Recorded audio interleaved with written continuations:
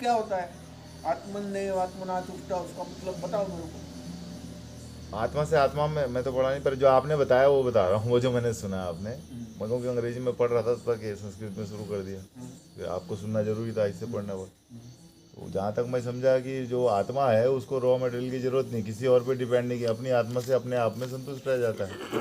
कुछ भी करने के लिए वो अपने आप में सक्षम है, तो कोई रॉ मटेरियल की जरूरत नहीं, किसी के सहारे की जरूरत नहीं। हाँ अपने से अपने में संतुष्ट हो सकता है, अपना आनंद अपने आप में ले सकता है। हाँ। तो फिर किसको रॉ मटेरियल की जरूरत पड़ती है? जो अपने में संतुष्ट नहीं है, जिसको अपनी आत्मा का ज्ञान नहीं है, हाँ। तो क्या रॉ मटेरियल यानी क्या? कुछ भी इसको बाह्य संसार के चीजों सुख की, बाह्य इंद्रियों के। पदार्थों की, खाना जो भोग पदार्थ है, जी बराबर है, जी जिसको हम कंज्यूम करते हैं, जिससे हमको लगता है कि ये सब करने से हमारे शरीर को खुशी मिलेगी, खाने से खुशी मिलेगी, विवाह से खुशी मिलेगी, है ना, कुछ देखने से, साइट सीइंग से, विदेश में गए तो खुशी मिलेगी, पिक्चर देखने से, गाने सुनने से, म्यूजिक से। तो हमको हर बार खुशी के लिए जो है बाह्य चीज़ों पर डिपेंड रहना पड़ता है, बाह्य चीज़ों पर जो है निर्भर रहना पड़ता है, बराबर है। बिल्कुल जी। इस स्थिति से जब हम बाहर आ जाते हैं कि हमको कोई ज़रूरत नहीं है, हम तो वैसे ही खुश हो जाते हैं, हमारे आत्मा से आत्मा में खुश हो जाते हैं। मतलब क्या है? मतलब भाई बाहर से हमका कोई लेना देना नहीं होता है, बाहर से हमको कोई सुख नहीं दे सकता, हमको कोई चीज़, बाहर की चीज़ हमको ना सुख दे सकती ना दुख दे सकती। हम बाहर की चीज़ पर कोई निर्भर नहीं है भाई। ऐसा नहीं है कि आज हमारे पास जो है जेब में जरा 5-10 हज़ार है तो बड़े हैप्पी है, और जेब में नए पैसा नहीं है तो बहुत दुखी है, अरे यार गांजा नहीं मिल रहा, कहाँ से जी लाएंगे? ऐसे ही होता है लगभग। हाँ, ऐसा होता है क्या? हाँ ऐसा, मतलब जिस चीज़ पे निर्भर है मनुष्य, वो निर्भर ऐसे हो वो जाते नहीं हैं। मिलता तो होता ही हाँ, ऐसे ही। तो जो वही है, तो जो भगवान बता रहे हैं यहाँ, आत्मन ने, जिसने यह कला सीख ली अपने गुरु से, ये कहाँ से सिखाया जाता है? जो गुरु से सिखाया जाता है, वो समझाता है, और कोई नहीं समझाता। नहीं समझ। और गुरु बोले तो अवधेशानंद टाइप गुरु नहीं है, वो तो बड़े गुरु है, इतने बड़े गुरु नहीं चाहिए अपने को। जिनको समझ रहा है, जो जानकार है, ज्ञानी है, ऐसे गुरु चाहिए, चाहे छोटे हो, कोई बात नहीं। जी बाबा। वो अपने को जो है, अपने को वाणी से बताते हैं। खप्पी बाबा जैसे गुरु चाहिए, जो अपने वाणी से हमको समझाते हैं, और उन गुरु में इतनी शक्ति होती है कि वो इन्फ्लुएंस करते हैं, इंडक्ट करते हैं उनका ज्ञान। क्या करते हैं? इंडक्शन करते हैं। आप जब उनको तन्मय होकर उनकी सेवा करते हो, तो उनके मुंह से आशीर्वाद, उनके मन से आशीर्वाद निकलते हैं आपके लिए। बराबर आपको हर चीज़ जो है समझने लगती है, आपकी बातों में फ़र्क पड़ जाता है, आपके बिहेवियर में फ़र्क पड़ जाता है, आपके कैरेक्टर में फ़र्क पड़ जाता है। चाहे गुरु आपको डांट दे, मार दे, जूते मारे आपको, वो कोई प्रॉब्लम नहीं है गुरु। जी बाबा। हाँ, वो गुरु के सिर्फ मुंह से समझाने से नहीं, गुरु के सानिध्य से इंडक्शन हो जाता है। गुरु के साथ हम रहते हैं तो गुरु के ज्ञान का, उनके शरीर का प्रभाव इतना हो जाता है।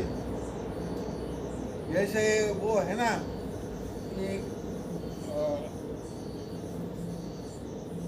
कहते हैं, कौन सा वो सुभाषित बड़ा सुंदर है, वो चंदन के साथ जो है जितने पेड़ रहते हैं, हां, त्यांना पण सुगंध चंदनाचा येतो. हाँ? त्यालाही सुगंध त्यालाही चंदनाचा चंदनाचा येतो. सुगंध यायला लागतो. तसं त्या गुरु बरोबर तुम्ही राहिल्याने आपोआप तुम्हाला सगळं यायला लागतं. गुरु के केवल साथ रहने से, गुरु की केवल सेवा से, कितने उदाहरण हैं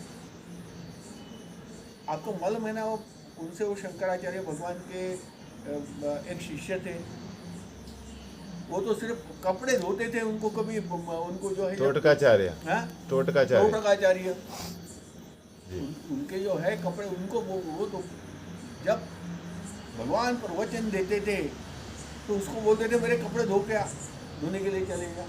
जी। तो उसको बेचारे को कोई ज्ञान की दो बातें सुनते ही नहीं थे, वो तो चले जाता था गुरु जी के कपड़े धोने। क्या करेगा, तो गुरु की आज्ञा है। पर जब कोई सवाल गुरु पूछते हैं, कोई जवाब नहीं दे सकता, तो टोटकाचार्य आके जवाब देता है उसका, है ना? क्या होता है? ऐसे कुछ कथा है ना। हाँ जी, हाँ हाँ पूरा मुझे भी याद नहीं, थोड़ा ऐसा हाँ, कुछ। नहीं दी थी, अभी मेरे को भी याद नहीं आ रही, मैंने जी। भी कई बार लिखा हूँ। तो ऐसा है। तो जब हम खप्पी बाबा जैसे गुरु के साथ रहते तो हमको ये सब डबल बेनिफिट स्कीम रहती है। एक तो जो बताते हैं, हमको समझाते हैं, उससे तो ज्ञान मिलता ही मिलता है। उनके साथ रहने से भी उनका जो प्रभाव होता है, उससे भी जो है हमारे में बड़ी अमूलाग्र फर्क होता है, हमारे में बिहेवियर में जो सुधार हो जाता जी। है। तो यह जो है आत्मन्य आत्मनाथ उठता, तो हमको गुरु से सीखना और कुछ नहीं है। क्या सीखना है गुरु से? हमको यही कला सीखनी है, यही आर्ट सीखना है। हमको आर्ट ऑफ लिविंग नहीं सीखना है, बेवकूफ नहीं बनना हमको। आर्ट ऑफ डाइंग भी नहीं सीखना हमको। इसमें ओशो ने लिखा हुआ है आर्ट ऑफ डाइंग, जी बाबा, वेदांत या आर्ट ऑफ डाइंग करके लिखा हुआ उसने। वो सब नहीं सीखना हमको, एक ही सीखना है हमारे गुरु से। हे भगवान, हमारे गुरु महाराज, हमको बस इतना दे दो, वह कला वह ज्ञान हमको दे दो जिससे हम आत्मा से आत्मा में संतुष्ट रहें।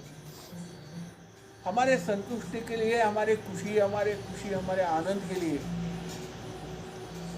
हमको और कोई अन्य चीज की जरूरत नहीं पड़े,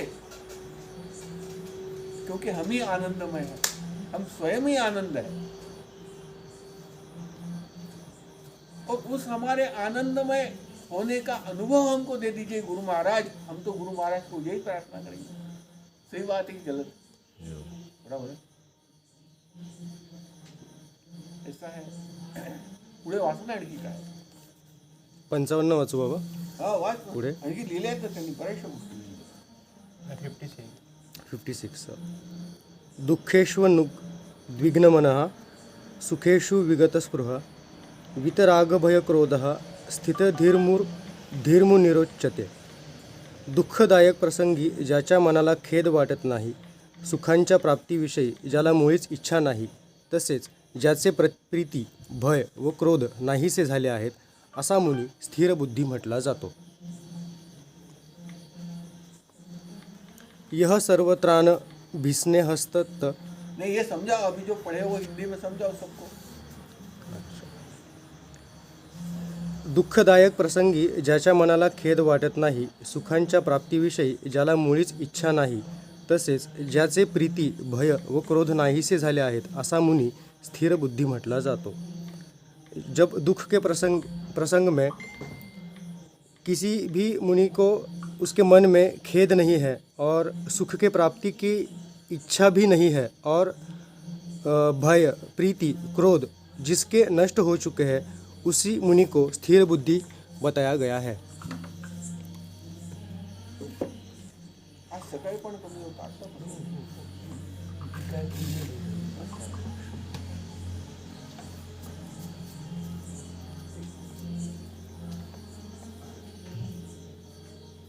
हाँ समझाए. हो सांगितलं क्या बाबा. बताओ, मेरे को समझाओ.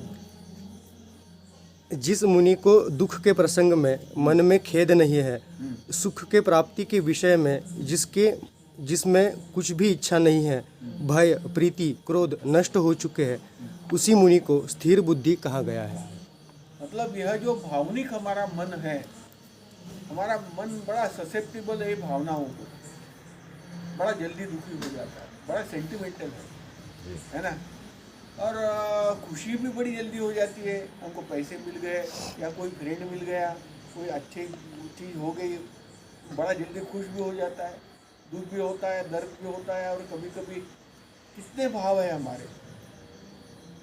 तो मन जो है हमारा स्थिर तो रहता ही नहीं है. कभी खुशी, कभी गम, और क्या क्या जो है उसके भाव में रहता है. कभी अपने यहाँ रस दिए हुए ना, कितने रस है? 9 रस है. कौन से हो 9 रस मालूम है क्या?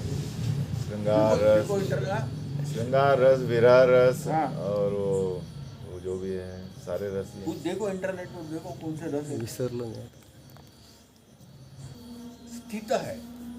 और जो घटनाएं होती है उसके विषय में मन में कुछ भाव जो प्रकट होते हैं, उस भाव के मुताबिक रस तैयार होता है. और रस का आस्वाद हम लेते रहते हैं.